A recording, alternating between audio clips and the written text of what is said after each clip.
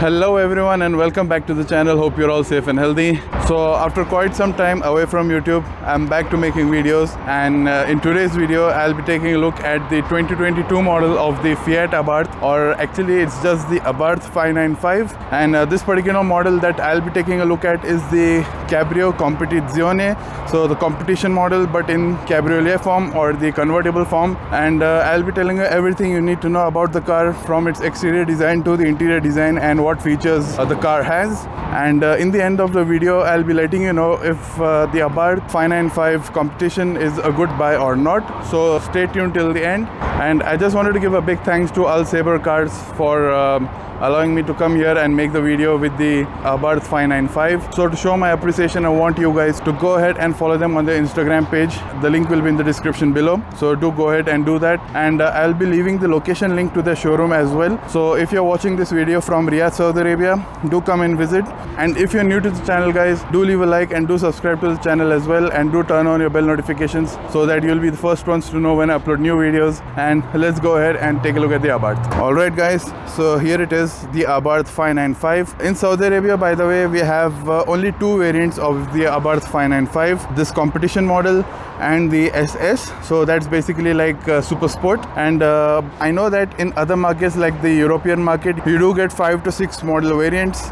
You have like the standard 595, then you have the Turismo, then you have the competition like this one, then you have the SS, then you also have the 695. But here we don't get the base 595, we don't get the Turismo, and we also don't get any of the 695 variants. We only have the 595 competition and we have the 595 SS. And both the competition and the SS that we get over here come in both the convertible form as well as the fixed roof variant as well. So let's start with the price. And this particular model, as you can see, is a 2022 model, and it has already been driven around 1,500 kilometers, and the price is 130,000 riyals. I'll convert it into euros for you guys so that you have an idea about the price. And now that we're done with it, let's talk about the design. So the design of the 595 has not changed a lot since it was released, and Abarth have made quite a few like small changes here and there, like they have tweaked the designs.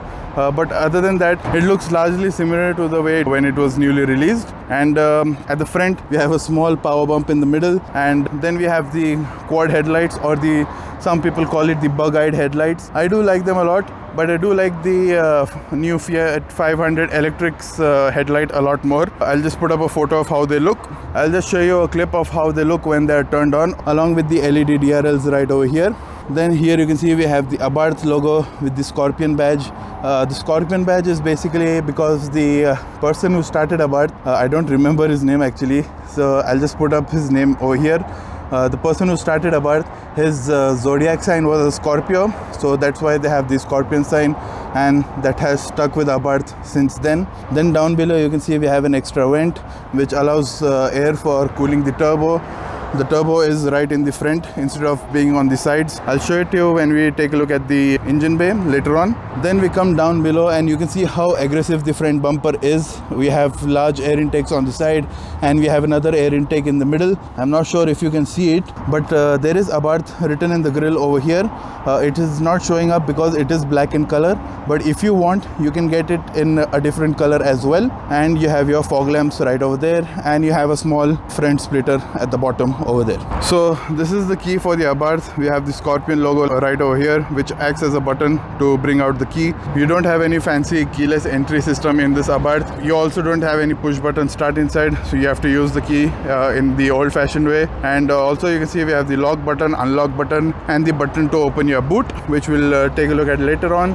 Then let's move on to the side, and at the side you can see the design of the Abarth is very similar to the car it is based on, the Fiat 500, and it pretty much looks like a small pocket rocket. And you can see we have the Abarth logo right over here with the Italian flag behind it, with the 595 logo as well. And on the side we have the Abarth decal as well. It's an optional extra. If you want it, you can keep it like that. Otherwise the competition variant comes without it. It's up to you. If you go with the fixed roof variant, that is the coupe variant, you either get a body colored roof, or if you want, you can get a black colored roof as well. You also have the option of adding a sunroof. It's up to you. You can see we have the air vent or air breather, which takes the air from over here and smooths it down the side, just to improve the aerodynamic efficiency. Then we come to the wheels. So here are the wheels. I don't exactly know the name of this design. I'll just put up the name over here. So these are 17-inch rims. You can't get anything smaller than this or larger than this. It is 17-inch only, so whatever design you want to get, they will come in 17-inch size only. And the width of the tire is a 205 section tire with a 40 series sidewall, so it's more than enough for your city driving. You don't need anything bigger. And the competition variant, as you can see, comes with huge 4-piston Brembo brake calipers, and you also have 305mm ventilated discs up front. And one more thing I wanted to show you, because the Abarth is quite customizable, you can even change the color of the center hubcaps over here. So as you can see, this one has the red scorpion in the middle. If you want, you can get a yellow or black, or I think you also have a white option as well. And you can also change the color of the Brembo brake calipers. This one is in red. You can get a yellow, white, black, so 4 colors in total. And also let's talk about the paint. We have this nice red paint over here. It is not metallic, by the way. It's just a standard red paint. But you do have quite a few options for the Abarth 595. You have yellow, green, then you have a 2-tone paint options. You have a lot of stuff. Then here's your side view mirror. Now as you can see, this is just in standard black, but if you want, you can get a carbon fiber pack which will give you carbon fiber side view mirrors. So it's an optional extra, and I think it's quite expensive as well, so it's up to you if you want it or not. Then we have the standard door handles in flat black. Nothing special over there. And then as we move towards the side, you can see we have a rear spoiler right over here. The fixed roof variants, if you go for them, will get a larger roof spoiler, but this one has this flat black small roof spoiler over here. Then we come to the rear tire, same size as the front, no changes over there, but you do get a single piston Brembo brake caliper along with the 240mm rear discs. One thing I wanted to show you that you can do with the key fob, if you hold the lock button, it will open the convertible roof, as you can see over here, and it opens up to this level over here. So it acts as a big panoramic sunroof. But if you want this thing to go even further down, then all you have to do is hold the lock button again and it will go further down. So it looks like on this model, even if I am holding the lock button, it doesn't go further down than that. One thing which is a bit, I think, a missed opportunity by Abarth, you can open the roof with the unlock button, but you can't close it back by holding the lock button. You have to manually go inside the car and then close it down. People would have loved the, the flexibility of just walking out the car and holding the lock button, and the roof and everything just closes up. So it would have given them another peace of mind, but Abarth didn't do that. Then we come to the rear. So at the rear, you can see you have a nice white body kit which differentiates it a lot from the standard Fiat 500, which is right over there. As you can see, it looks a lot wider, and it is a lot wider because it has wider tracks, front and rear. And you also get, by the way, I forgot to mention, you get Koni shocks. The company's name is Koni, K-O-N-I. Koni shocks on all 4 corners, and they have something called frequency selective damping. So when you switch to sport mode, it will get firmer and it will try to provide you with the best handling possible. And I do really like the rear tail lights of the Fiat 500, or basically the Abarth 595 as well. So you can see we have the outer LED over here with body color in the middle, and these are your turn indicators. You have a reverse light right over there with another vent. And since this is the 595 Competizione, you can see the name is right over here. I do like the font over here of the Competizione. It looks like the font that you get on Maseratis as well, so that is a cool touch. Then in the middle you have your Abarth logo, and over here you have your 500 badge. And since this is the Competizione model, you can see the quad exhaust setup, and it is called the Record Monza exhaust. If you go for the SS model that I told you before, that will give you the option of Akrapovic exhaust, but this one comes with the Record Monza, which has a quad exhaust setup. The SS has only a dual setup, so one on each side, and this one has two on each side. And you can see we also have a nice deep diffuser. Usually most of the cars in this category, like the hot hatch category, have a fake diffuser, but this one does not have that, which is pretty cool. And now I'll just show you how this exhaust sounds.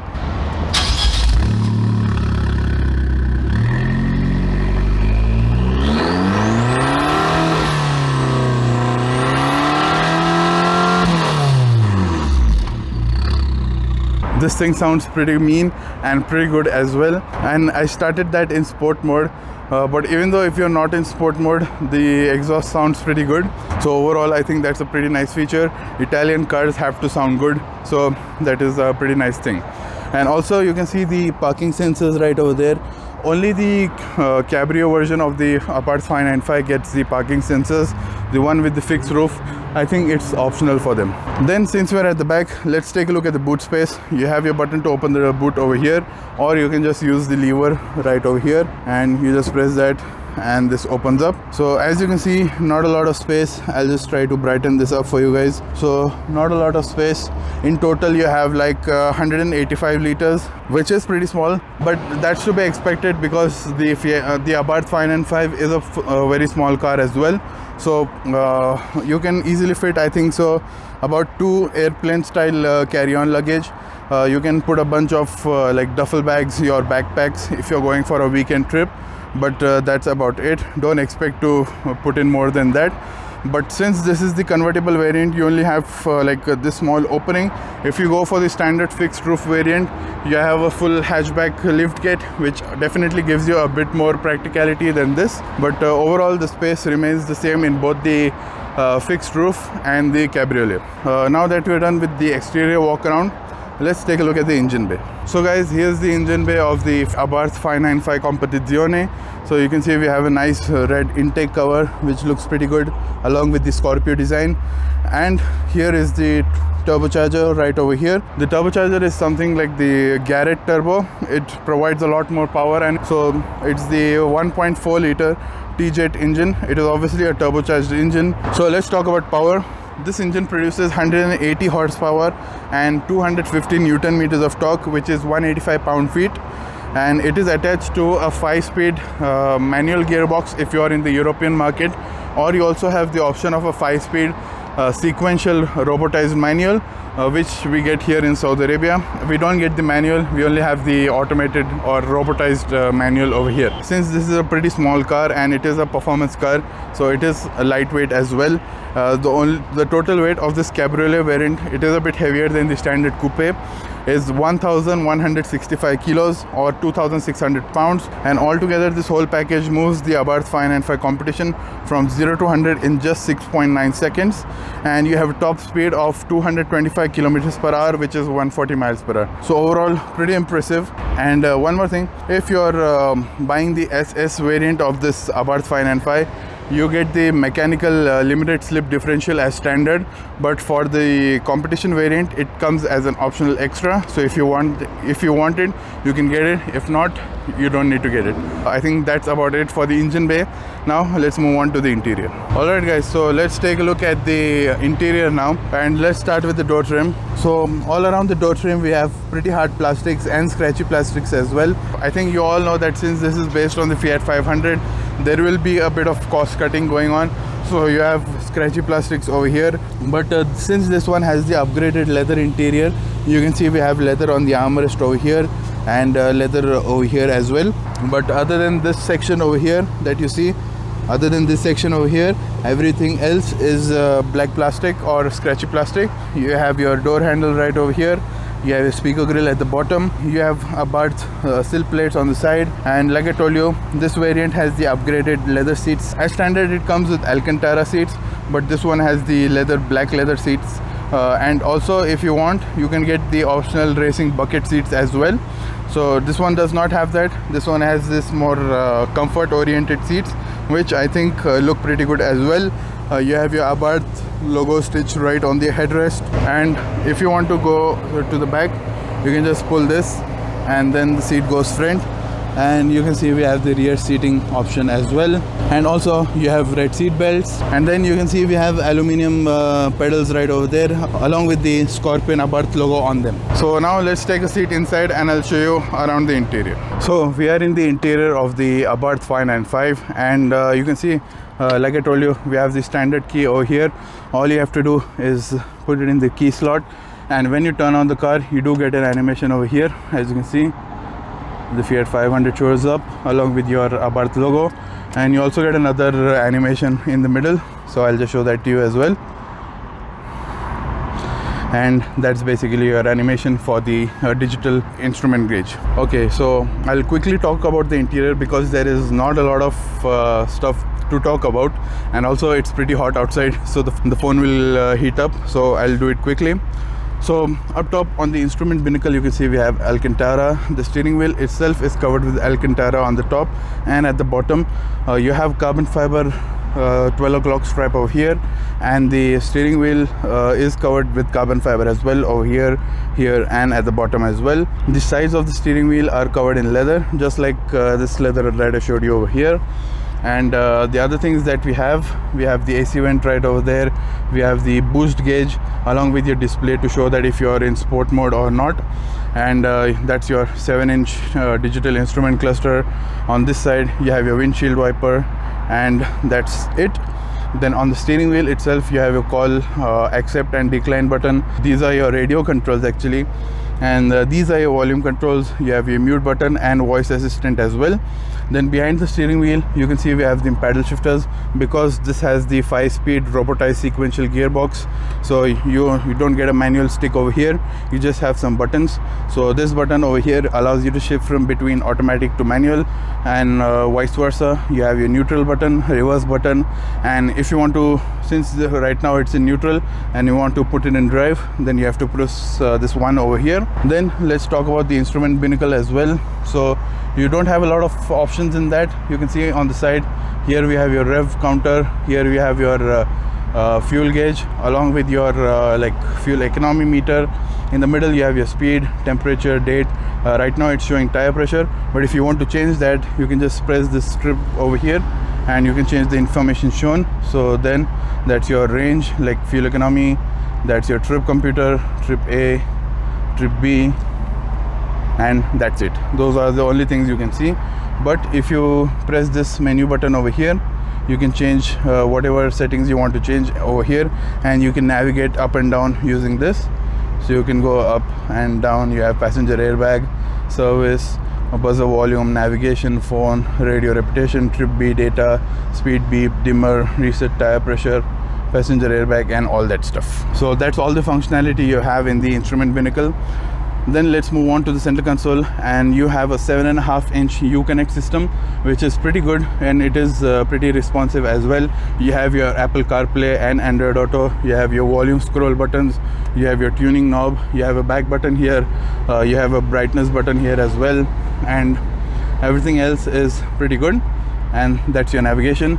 The only thing is that since this is a convertible and you might keep the top open, the sun might glare a bit and you cannot see anything. That's one complaint that I've seen a lot of people have, especially for the cabriolet version. If the screen was tilted a bit forward, it would have been easier to see. That's a minor issue. Then you can see over here we have the fog lamp button, hazard button, and you have your Scorpion button. So the Scorpion button is basically your sport button. If you press that, you can see the sport logo lights up and your instrument digital cluster changes as well. And if I press that again, go into normal, it will change again. Then you can see we have this kind of like a flat black metallic trim. It has flaking, it has a bit of shiny material inside, but it is just plastic. And you can see we have the 500 logo right over there, and right below that we have your glove box, decent sized, along with your manual over there. Then we come down over here and we have your climate control settings. So you have auto climate control and all that stuff. No heated seats or ventilated seats. You have your automatic window switches right over here, up and down. Then we come down, you can see we have a single USB port along with 2 cup holders, a 12-volt socket, and a place to store your phone. Then on this side you can see we have a manual handbrake, and then at the back We have 2 more cup holders for the people who will be sitting at the back. So that's all there is to show in the interior. So most of you might not know who are watching my videos for the first time.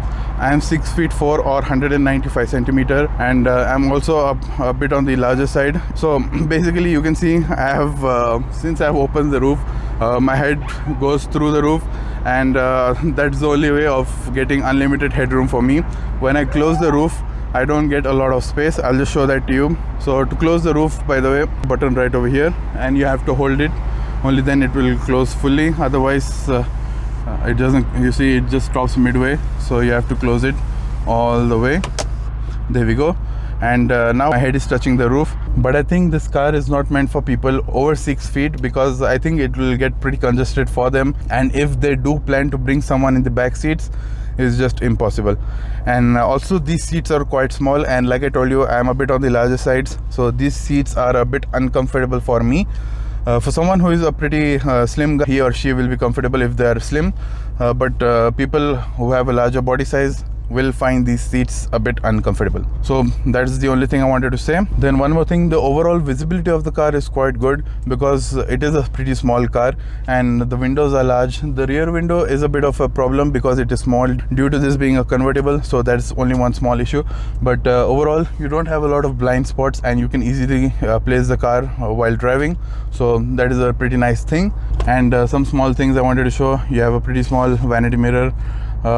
One small issue is that you can see the window, the mirror is placed towards this side, it's not in the middle. So if you want to take a look in the mirror, you have to move towards this side and then take a look at yourself. And I think that's about it.